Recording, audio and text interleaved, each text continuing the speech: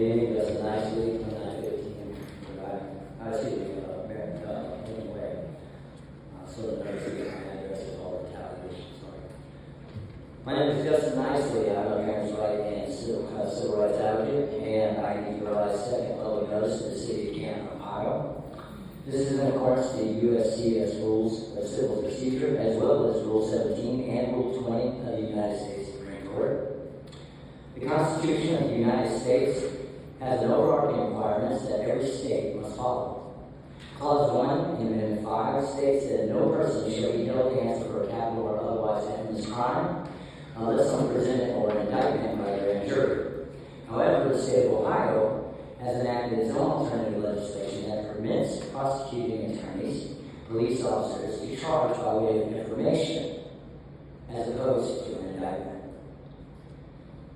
And among them involved violations when you pay the public official to break the law. The Constitution has two areas that enforces this. Article 1, Section 10 says that no state shall create any law that shall impair the obligation of the contract. Police officers, prosecutors, judges, all are under the contract. A contract formed based on the oath or affirmation that they took to support and defend the Constitution. The 14th Amendment is the other place that you will find a reinforcement of this issue, and that is where it states that no state shall create or enforce any law that shall abridge the privileges or the immunities of the United States citizen.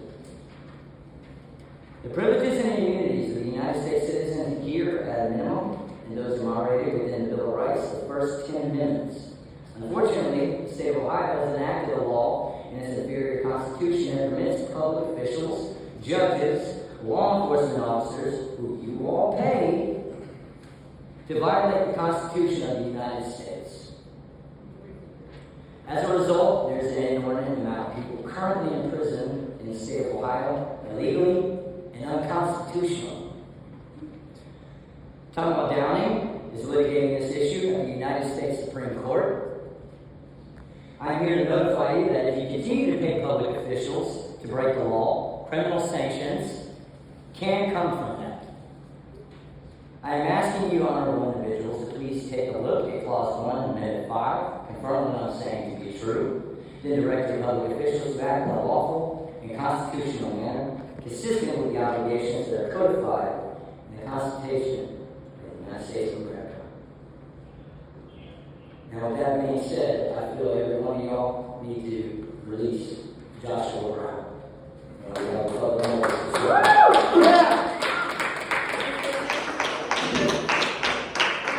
Thank you, Mr. Nicely. Our next speaker